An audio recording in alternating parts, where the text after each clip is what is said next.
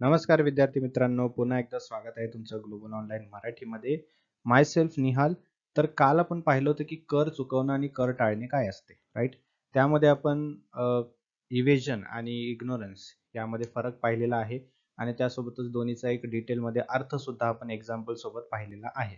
जर तुम्ही तो सेशन पाहिलेला नसेल तर नक्कीच तो सेशन सुद्धा पाहून घ्या. या सेम प्लेलिस्टमध्ये तुम्हाला तो सेशन पण दिसेल. ठीक आहे.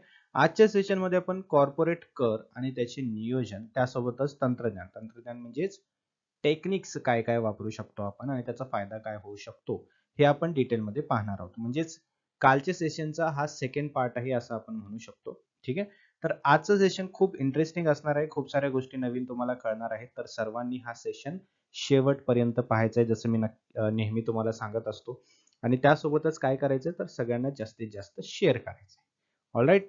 चला तर अजिबात लेट न करता आपण लगेचच लेक्चरला सुरू करूया. त्याआधी एक महत्वाची गोष्ट सांगू इच्छितो त्या विद्यार्थ्यांसाठी जे नक्कीच सिन्सिअरली सिरियसली प्रिपरेशन करत आहेत येणाऱ्या सेट एक्झामिनेशनसाठी, क्वालिफाय होण्यासाठी. फक्त त्या विद्यार्थ्यांसाठी मी सांगत आहे. तर जे विद्यार्थी येणाऱ्या महाराष्ट्र सेट एक्झामिनेशन मध्ये म्हणजे जी जून मध्ये होणार आहे त्या एक्झामिनेशन मध्ये क्वालिफाय होऊ इच्छितात आणि जे विद्यार्थी पेपर टू कॉमर्स मधून तयारी करत आहेत त्यांच्यासाठी आम्ही कम्प्लीट कोर्स ऑफ कॉमर्स घेऊन आलेलो आहोत, ज्यामध्ये तुमचं पूर्ण प्रिपरेशन आम्ही करून घेणार आहोत आणि तुम्हाला क्वालिफाय होण्यापासून कोणीही वाचवू शकणार नाही असं तुमचं प्रिपरेशन करून घेणार आहोत. या कम्प्लीट कोर्समध्ये तुम्हाला लाईव्ह सेशन्स मिळणार आहेत, ज्यामध्ये तुमचे पूर्ण युनिट्स जे आहेत ते डिटेलमध्ये कव्हर केले जातील. त्यासोबतच फुल सिलेबस नोट्स तुम्हाला मिळणार आहेत मराठी आणि इंग्लिशमध्ये. फुल सिलेबस मॉक टेस्ट तुम्हाला मिळणार आहेत. PYQs मिळणार आहेत एक्सप्लेनेशन सोबत. त्यानंतर मॅरेथॉन्स मिळणार आहेत. 4000 प्लस MCQ सिरीज मिळणार आहे आणि सगळ्यात मोठा बोनस म्हणून तुम्हाला पेपर 1 चा कम्प्लीट कोर्स जो आहे तो फ्री मिळणार आहे. म्हणजेच तुम्ही आज जर हा कोर्स जॉईन केलात कॉमर्सचा तर तुम्हाला पेपर 1 चा कोर्स सुद्धा तुम्हाला फ्री ऑफ कॉस्ट मिळणार आहे. म्हणजे तुमची पेपर 1 आणि पेपर 2 दोन्ही तयारी यामध्ये होऊन जाईल. आलं लक्षात? तर आजच्या आजच अजिबात लेट करायचं नाहीये. लगेचच जॉइन करायचं आहे. या नंबरला कॉन्टॅक्ट करायचा आहे. WhatsApp मेसेज किंवा WhatsApp कॉल करून तुम्ही हा कोर्स जॉइन करू शकता किंवा तुम्ही ॲप्लिकेशनच्या थ्रू सुद्धा हा कोर्स जॉइन करू शकता, ज्यामध्ये प्ले स्टोअरला जायचं आहे. तुम्हाला प्ले स्टोअरला जाऊन ग्लोबल ऑनलाईन सर्च करायचं आहे. आपला लोगो तिथे दिसेल. तो ॲप्लिकेशन इन्स्टॉल करायचा आहे. इन्स्टॉल केल्यानंतर ॲप्लिकेशन ओपन करा. स्टोअर सेक्शनमध्ये जायचं आहे. या ठिकाणी बघू शकता तुम्ही. ठीक आहे. स्टोअर सेक्शनमध्ये जाऊन इथे तुम्हाला सर्च करायचं आहे MS set paper two commerce. त्यानंतर या ठिकाणी तुम्ही हा कोर्स पाहू शकता. लगेचच जॉइन करायचं आहे आणि प्रिपरेशन स्टार्ट करायचं आहे. अजिबातच वेट करायचा नाहीये, लेट करायचा नाहीये. प्रिपरेशनला बूस्टअप करण्यासाठी तुमच्याकडे भरपूर वेळ आहे. त्यामुळे लवकरात लवकर जॉइन करा, जेणेकरून रोज तुमचं प्रिपरेशन होत राहील. ठीक आहे. चलो तर लगेचच लेक्चरला सुरू करूया आता. Techniques of corporate tax planning. जसं की मी काल इंट्रोडक्शन घेतलं होतं की कॉर्पोरेट टॅक्स प्लॅनिंग काय असतं. कॉर्पोरेट म्हटलं की काय, बिझनेस येणार, बरोबर? तर बिझनेसचं टॅक्स प्लॅनिंग कसं असतं त्याचं एक ओव्हरव्ह्यू काल घेतला होता. आज आपण टेक्निक्स बघणार आहोत. ठीक आहे. तर पहिली टेक्निक आहे टॅक्स इन्सेंटिव्ह बेस्ड प्लॅनिंग. काय आहे? Tax incentive based planning. यामध्ये बघा काय असतं, जसं की many government offer tax incentive, म्हणजे अनेक सरकार विशिष्ट क्षेत्रामध्ये किंवा प्रदेशामध्ये गुंतवणूक करण्यासाठी, कशासाठी? गुंतवणूक करण्यासाठी व्यवसायांना प्रोत्साहन देण्यासाठी कर सवलती देतात. समजते का? कंपन्या या सवलतीचा उपयोग कायदेशीररित्या त्यांचे कर योग्य उत्पन्न कमी करण्यासाठी करतात. समजते का? गव्हर्नमेंट काय करतं, टॅक्स इन्सेंटिव्ह देत असतं बिझनेसेसला. ठीक आहे. त्यांच्यामध्ये इन्व्हेस्ट करण्यासाठी काही देशामध्ये, राईट? मग त्यासाठी काय करतात बिझनेसेस, कॉर्पोरेट्स काय करतात की त्यामध्ये इन्व्हेस्ट करायला बघतात, जेणेकरून त्यांना काय करता येईल, त्यांचं कर योग्य उत्पन्न जे आहे ते कमी करता येईल. ठीक आहे. एक्झाम्पल म्हणून जर बघायला गेलं तर जसं की आहे स्पेशल इकॉनॉमिक झोन्स आहेत. ठीक आहे. स्पेशल इकॉनॉमिक झोन मध्ये जास्त इन्व्हेस्ट केलं किंवा गुंतवणूक केली, जिथे व्यवसायांना कर सवलती आणि कमी दरांचा लाभ मिळतो. ठीक आहे. जे टॅक्सेस द्यावे लागतात, इन्कम वरती जे टॅक्सेस द्यावे लागतात ते कमी प्रमाणात द्यावे लागतात. आलं लक्षात? हे एक आहे. त्यानंतर अवेलिंग स्टार्टअप इंडिया बेनिफिट्स है ना, which provides tax exemptions to eligible startups for up to 3 years, 3 वर्षापर्यंत है ना. जे एक्झेम्पशन्स आहेत टॅक्ससाठी एक्झेम्पशन त्यांना दिलं जातं, मुक्तता दिली जाते करापासून 3 वर्षापर्यंत. हे सुद्धा एक बेनिफिट आहे भारतामध्ये. त्यानंतर make in India initiative which gives tax relief है ना, जे की उत्पादन क्षेत्राला कर सवलती देते. कोणाला? उत्पादन क्षेत्राला, मॅन्युफॅक्चरिंग सेक्टरला. ठीक आहे. या कर प्रोत्साहनांचा लाभ घेतल्याने कंपनी त्यांच्या कॉर्पोरेट कर देयता मोठ्या प्रमाणात करू शकतात. आलं लक्षात? मग याचं पहिलं टेक्निक आहे टॅक्स इन्सेंटिव्ह बेस्ड प्लॅन. ठीक आहे. आता आपण बघायचं आहे की कुठल्या कुठल्या क्षेत्रामध्ये गव्हर्नमेंट आपल्याला फॅसिलिटीज देतं, एक्झम्पशन देतं, टॅक्स इन्सेंटिव्ह देतं, त्यामध्ये आपण इन्व्हेस्ट करू शकतो. म्हणजे आपले इन्कम त्यामध्ये दाखवायचं है ना. मग इन्कम त्यामधून दिसलं की टॅक्स इन्सेंटिव्ह बेस्ड वरती आपलं टॅक्स देण्याचं जो रक्कम आहे किंवा इन्कम टॅक्स अमाऊंट जी आहे, ठीक आहे, जी इन्कम आहे ज्यावरती आपल्याला टॅक्स द्यावा लागतो त्याची जी रक्कम आहे ती आपल्याला काय करता येईल, दाखवता येईल है ना, इन्सेंटिव्ह बेस्ड मध्ये है ना. जसं की स्पेशल इकॉनॉमिक झोन्स मध्ये इन्व्हेस्ट केलेला असेल, त्यातून इन्कम मिळालेला असेल, स्टार्टअप इंडिया मधलं इन्कम असेल, मेक इन इंडिया मधलं इन्कम असेल, तर यावरती जो टॅक्स द्यावा लागतो ना तो कमी असतो. जर स्टार्टअप असेल तर तुम्हाला 3 वर्षापर्यंत सुद्धा मुभा मिळू शकते, लाभ मिळू शकतो. ठीक आहे. सो ही एक टेक्निक आहे त्यामध्ये. आलं लक्षात? दुसरी टेक्निक आहे इन्कम बेस्ड प्लॅनिंग. ठीक आहे. या धोरणामध्ये कर भार कमी करण्यासाठी उत्पन्न स्त्रोताची रचना केली जाते. ठीक आहे. काय केलं जातं? इन्कम सोर्सेस जे आहेत त्याचे स्ट्रक्चर बनवले जातात. ठीक आहे. कंपन्या आपले उत्पन्न प्रवाह अशा प्रकारे वाटप करू शकतात की त्यांना कमी कर दराचा लाभ मिळेल. मग ते काय करतात? त्यांचा जो टॅक्स बर्डन आहे तो मिनिमाइज करण्यासाठी तो इन्कम सोर्स आहे त्याचं स्ट्रक्चर, नवीन स्ट्रक्चर बनवतात किंवा वेगवेगळ्या पद्धतीचे इन्कम दाखवण्याचा प्रयत्न करतात. ठीक आहे. मग टॅक्स जो रेट आहे, लोअर टॅक्स रेट मिळवण्यासाठी ते वेगवेगळे रेव्हेन्यू किंवा वेगवेगळे रक्कम जे आहे उत्पन्न प्रवाह है ना ते दाखवू शकतात. ठीक आहे. एक्झाम्पल बघा म्हणजे तुम्हाला समजेल. ठीक आहे. Investing in long term capital gains instrument जसं की इक्विटीज आणि रिअल इस्टेट. ठीक आहे. Since these attract low tax rates compared to short term capital gain. आलं का लक्षात? यामध्ये कसं होतं की लॉंग टर्म कॅपिटल गेन असेल, बघा आपण कॅपिटल गेन मध्ये पाहिलं होतं लॉंग टर्म आणि शॉर्ट टर्म कॅपिटल गेन असतं, बरोबर. लॉंग टर्म कॅपिटल गेन असेल तर त्यावरती जो टॅक्स रेट आहे तर लोअर टॅक्स रेट्स असतो आणि जे शॉर्ट टर्म कॅपिटल गेन आहे त्यामध्ये थोडासा टॅक्स रेट जास्त असतो. ठीक आहे. सो काय करतात companies long term capital gain मध्ये किंवा long term capital gain instruments मध्ये ते इन्व्हेस्ट करत असतात जेणेकरून त्यांना लोअर टॅक्स जो आहे तो म्हणजे लोअर टॅक्स द्यावा लागेल त्यांना. ठीक आहे. Dividend distribution tax DDT planning where companies carefully time their dividend payouts to benefits from lower tax rates. कळते का? डीडीटी म्हणजे काय? Dividend distribution tax. ठीक आहे. जिथे कंपन्या कमी कर दराचा लाभ घेण्यासाठी डिव्हिडंड देण्याचा योग्य वेळ निवडतात. समजतंय? काय करतात डीडीटी प्लॅनिंग मध्ये करताना जी टॅक्स देण्याची जी तारीख आहे, ठीक आहे, त्याची तारीख आणि टॅक्स आपलं डिव्हिडंड देण्याची तारीख यामध्ये थोडंसं चेंजेस करून ते काय करत असतात, कमी कर देण्यासाठी किंवा लोअर टॅक्स रेट लागण्यासाठी है ना ते टाइम चेंज करत असतात डिव्हिडंड देण्याचा. समजतंय? हे एक आहे. त्यानंतर इन्कम स्प्लिटिंग. ठीक आहे. इन्कम स्प्लिटिंग ही एक पद्धत आहे वेअर बिझनेसचे डिस्ट्रीब्यूट, यामध्ये जिथे व्यवसाय कायदेशीररित्या परवानगी असेल है ना, जिथे व्यवसाय कायदेशीररित्या परवानगी असेल तर त्यांचे उत्पन्न वेगवेगळ्या संबंधित घटकांमध्ये वितरित करतात ज्यामुळे एकूण कर भार कमी होतो. समजतंय? हे आहे इन्कम बेस्ड प्लॅनिंग. आता capital gain, long term capital gain income based है ना, डिव्हिडंड डिस्ट्रीब्युशन, इन्कम स्प्लिटिंग, बरोबर, उत्पन्न विभाजन म्हणतो आपण त्याला. हे इन्कम बेस्ड प्लॅनिंग झाली. ही काय झाली तुमची? ही एक दुसरी टेक्निक आहे ज्यामध्ये तुम्ही कर जो आहे तो कमी जास्त करू शकता. क्लिअर आहे. नेक्स्ट आहे एक्सपेंडिचर बेस्ड प्लॅनिंग. एक इन्कम बेस्ड झाला, आता एक्सपेंडिचर बेस्ड. ठीक आहे.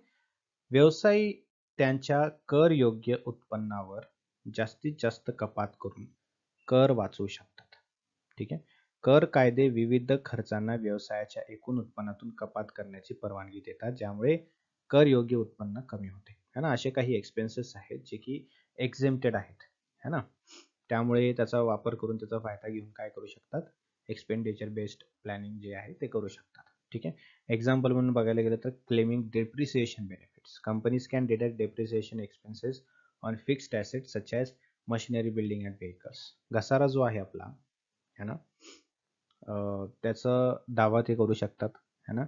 जे स्थिर मालमत्ता म्हणजेच आपलं फिक्स्ड ॲसेट जे आहे, है ना, त्यावरती काय केलं जातं, डेप्रिसिएशन डिडक्ट केलं जातं, जेणेकरून त्यांना टॅक्स जो आहे तो म्हणजेच टॅक्सची रक्कम जी आहे ती कमी लागू होणार. बरोबर ना. त्यानंतर बघा डिडक्शन बिझनेस एक्सपेन्सेस. है ना. Deducting business expenses, employees salary, advertising, research and development cost, then travelling expenses are often tax deductible. है ना. कर्मचाऱ्यांचा जो आपण पगार देतो किंवा सॅलरी देतो, करेक्ट, आपण एक्सपेन्सेस डिडक्ट करू शकतात. बरोबर ना. म्हणजे जास्त खर्च दाखवायचा. बरोबर ना. त्यामुळे काय होतं, आपला इन्कम कमी प्रमाणात दिसणार आणि इन्कम कमी दिसला की टॅक्स कमी लागणार. करेक्ट, समजते का. सो अशा प्रकारे. त्यानंतर चॅरिटेबल डोनेशन. चॅरिटेबल डोनेशन जर माहिती आहे तुम्हाला, त्याच्यामध्ये आपल्याला एक्झम्पशन्स असतात. है ना. CSR ॲक्टिव्हिटीज मधून आपण ते करू शकतो.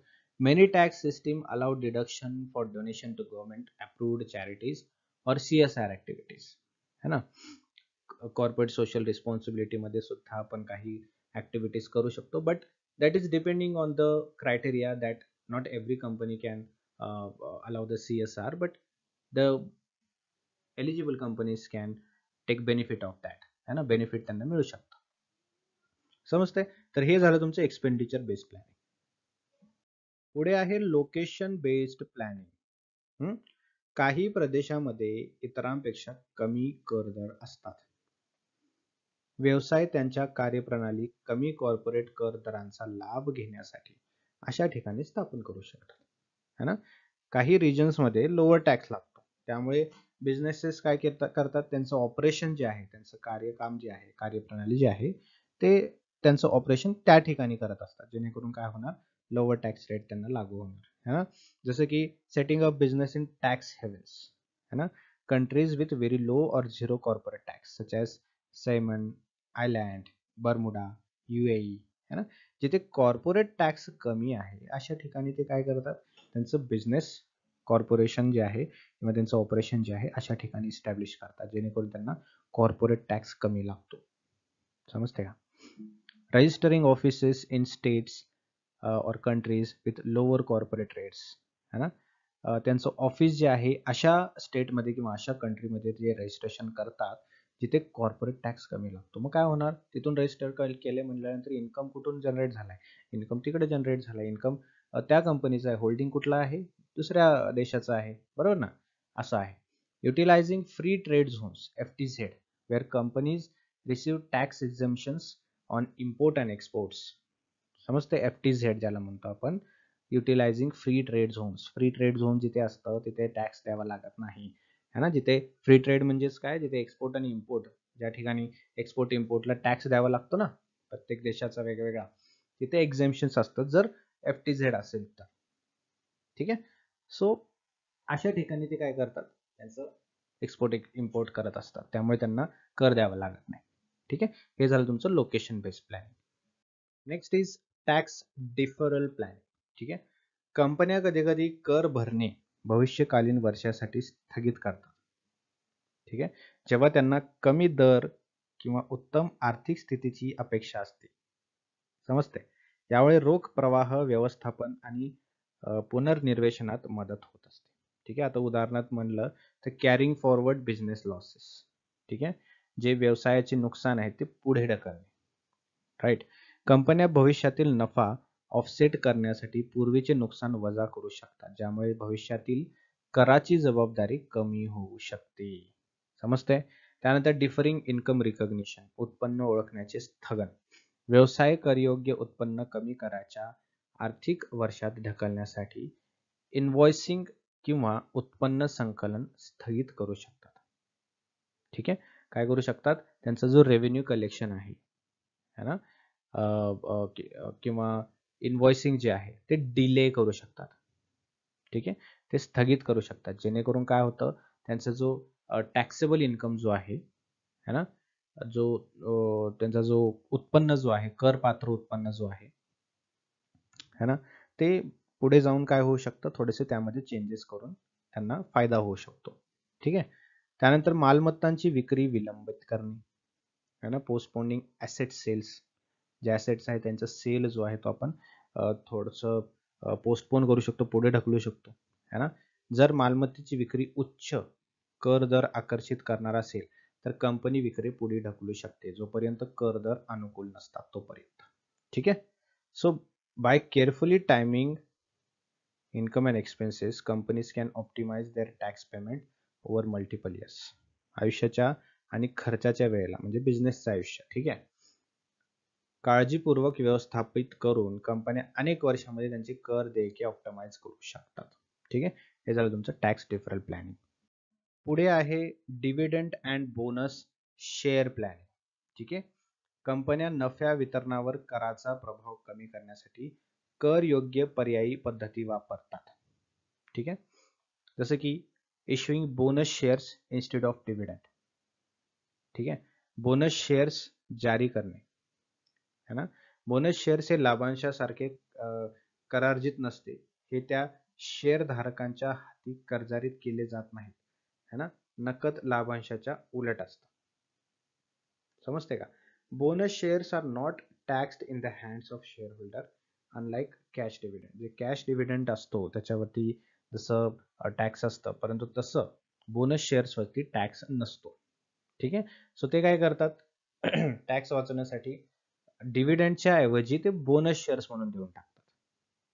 समजते, डिव्हिडंड न देता ते बोनस शेअर म्हणून देतात, त्याच रकमेचं शेअर्स आणखीन दिले जातात शेअर होल्डर्सला. ठीक आहे, त्यामुळे काय होतं, कर लागणार नाही, डिव्हिडंडवर कर लागतो, बरोबर ना. Providing employee stock option ESOP है ना, instead of cash bonuses employees receive company shares delaying tax obligations है ना. जसं की कर्मचाऱ्यांना नकद बोनस ऐवजी कंपनीचे शेअर दिले जातात. ठीक आहे, तेच झालं. प्रॉफिट इन्व्हेस्टमेंट है ना, instead of paying out dividends companies reinvest profit in tax efficient projects. Company काय करते, डिव्हिडंड देण्याच्या ऐवजी है ना, ते प्रॉफिट जो मिळालेला आहे त्याची रिइन्व्हेस्टमेंट करत असते. ठीक आहे, नवीन नवीन प्रोजेक्ट्समध्ये, जेणेकरून त्याच्यातून आणखीन जास्त इन्कम वाढेल. ठीक आहे, बाय मॅनेजिंग डिव्हिडंड, ठीक आहे, लाभांश किंवा नफा वितरणाचे रणनीतिक नियोजन करून कंपन्या त्यांच्या एकूण कर प्रभावाला कमी करू शकतात. समजतंय. सो डिव्हिडंड आणि बोनस शेअर प्लॅनिंग मधून अशा प्रकारे कर वाचवण्याची पद्धत केली जाते. पुढचं आहे इंटरनॅशनल टॅक्स प्लॅनिंग. ठीक आहे, 7वा आणि शेवटचा आहे आपला टेक्निक इंटरनॅशनल टॅक्स प्लॅनिंग. ठीक आहे, MNC जे असतात, मल्टीनॅशनल कॉर्पोरेशन्स किंवा कंपनीज, बहुराष्ट्रीय कंपन्या, यांच्या जागतिक कर जबाबदाऱ्यांचे व्यवस्थापन प्रभावीपणे करण्यासाठी आंतरराष्ट्रीय कर नियोजन धोरणाचा वापर केला जातो. ठीक आहे, कॉर्पोरेट कडून किंवा बिझनेसेस कडून. ठीक आहे, एक्झाम्पल म्हणून बघायला गेलं तर DTA आपण पाहिलं होतं, ह्याच्यावर लेक्चर घेतलाय आपण, डबल टॅक्सेशन अवॉइडन्स ॲग्रीमेंट है ना. अनेक देशाकडे व्यवसायांना त्याचं उत्पन्नावर दुहेरी कर आकारला जाण्यापासून वाचवण्यासाठी करार असतात. ठीक आहे, MNCs त्याचा उपयोग अनेक देशांमध्ये अत्याधिक कर न भरता टाळण्यास करतात. एक्स्ट्रा कर भरावा लागत नाही, त्यामुळे DTA असेल तर जो जिथे एक्स्ट्रा टॅक्स भरावा लागतो तो भरावा लागणार नाही, कारण तसा ॲग्रीमेंट झालेला आहे, बरोबर ना. ट्रान्सफर प्राइसिंग है ना, कंपन्या विविध देशातील भिन्न उपकंपन्यांमध्ये नफ्याचे वितरण करून कमी कर दरांचा फायदा घेण्यासाठी त्यांचा नफा वितरण करतात. समजते, कंपनीज काय करतात, त्यांचे जे सबसिडरीज असतात है ना, वेगवेगळ्या कंट्रीजमध्ये त्यांचे जे सबसिडरीज असतात है ना, त्यांना प्रॉफिट जे आहे ते ॲलोकेट केलं जातं है ना, प्राइसिंग जे आहे ट्रान्सफर केली जाते, जेणेकरून थोडासा फायदा होतो है ना. त्यानंतर offshore entities, Establishing subsidiaries in countries with favorable tax policies helps businesses save on taxes legally. ठीक आहे. बघा, फायदेशीर कर धोरण असलेल्या देशामध्ये उपकंपन्या स्थापित करून कंपन्या कायदेशीरपणे कर वाचवू शकतात.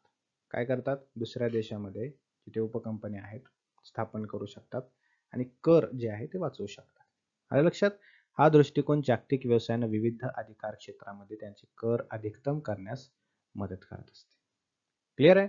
तर हे टेक्निक्स आहेत तुमचे कॉर्पोरेट टॅक्स प्लॅनिंगचे ज्यांचा वापर करून बिझनेसेस कॉर्पोरेट्स जे आहेत ते कर वाचवत असतात. आय होप तुम्हाला समजलेलं असेल. ठीक आहे. तर काहीही अडचण असेल तर तुम्ही मला सांगू शकता कमेंट बॉक्समध्ये, व्हॉट्सअप ग्रुपमध्ये. ठीक आहे.